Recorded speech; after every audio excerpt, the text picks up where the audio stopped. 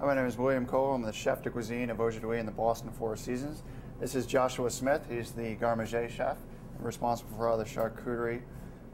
Today we're going to make a Lamb Merguez sausage, which is a traditional North African lamb sausage containing pork and half pork, half lamb. The ingredients, when you come over, are 4 spice, which is a blend of black pepper, nutmeg, clove, and cinnamon. Pink salt, which is nitrate, which is available at Savinor's Meat Market or Dino De Luca. Garlic, harissa, red pepper, dextrose, which is optional. It's a corn sugar, a little red wine, and some salt. It's a very basic sausage, great for the 4th of July or any kind of barbecue. Anytime you want to make a sausage, and Josh is going to make the sausage, you want to keep everything as clean as possible, as cold as possible, and so that way there's no chance of any kind of bacteria or contamination. So it's half pork, half lamb. So Josh is grinding the meat. He's grinding the pork and the lamb. Now at home you can use a KitchenAid mixer. It has an attachment. It's we're actually doing a 6-pound batch right here, which is our standard recipe for our restaurant. But we've modified the recipe to do 3 pounds, which is very easy to do at home. All the ingredients are available at a local Whole Foods or Savinor's or anywhere, even online you can purchase the stuff, right? Yeah. We use all heritage breed pigs and lamb. Yeah. We use a lot of farms from Dartmouth, Massachusetts. Well, Josh is grinding the meat. He's very careful to make sure it's all, the bowl's nice and cold. No smearing. As you receive the meat coming out of the die, you want to make sure it all looks like it's uniform as it comes out. If it starts to smear, which will mean you'll get some sort of tendon or muscle will get wrapped up around the blade, and then it will just start crushing the meat through, which will give you an undesirable finish once the meat is fully stuffed in. So that's one aspect of meat grinding that you want to be careful of. And you do it just a little bit at a time. Make sure you cut your meat into small chunks so that it's easy for the grinder to receive.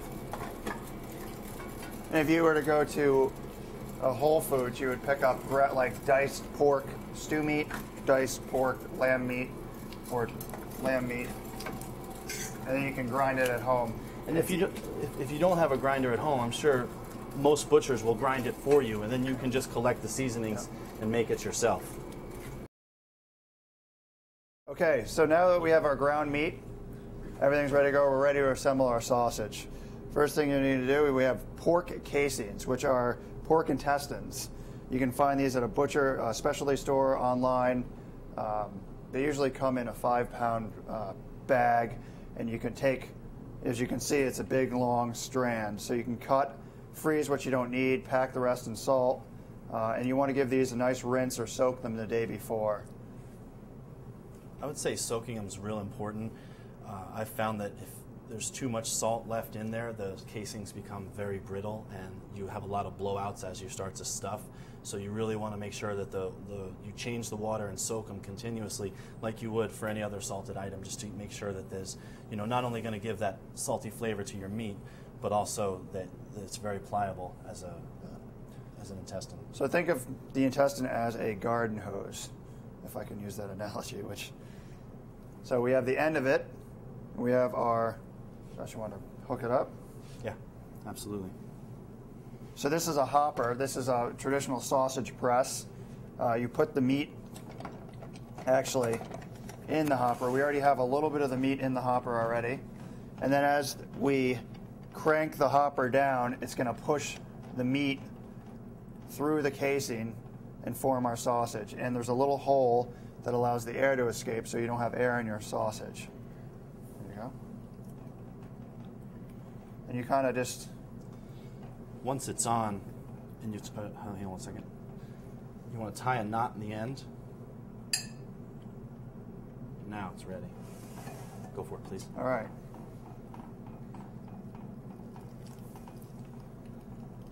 And you can see, you can do this actually 2 people or 1 person, depends on how proficient, I guess, you are in sausage making. But this is great.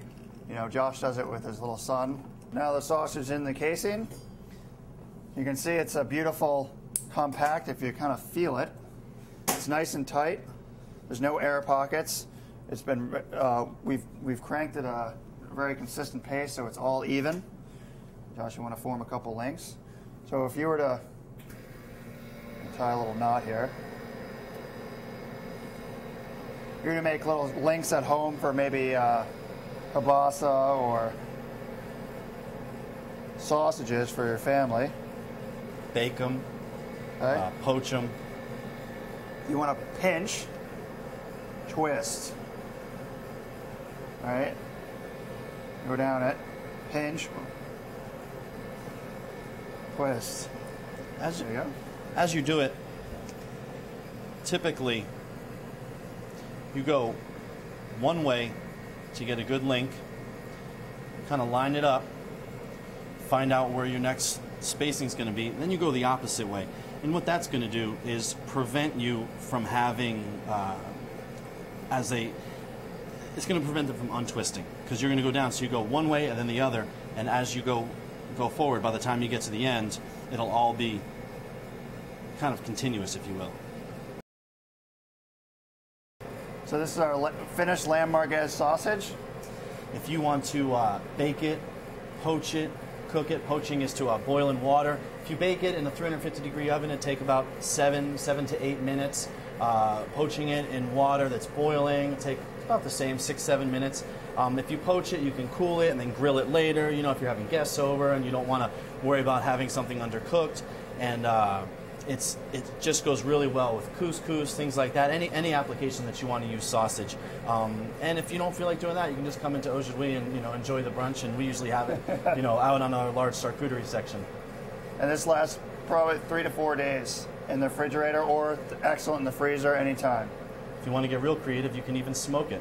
If you let it sit in your fridge for a day, you see it's got a nice sheen to it. That's all the liquid, all the water that the casings were soaked in.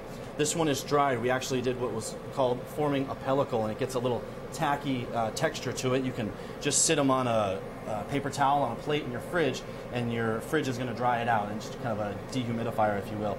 And the next day, if you got a little smoker on your grill, you can slow smoke them and kind of hot smoke off to one side, kind of Texas style, and get a nice smoky flavor to that really intense garlic, lamb, porky goodness, and be the hit of the neighborhood, I guess.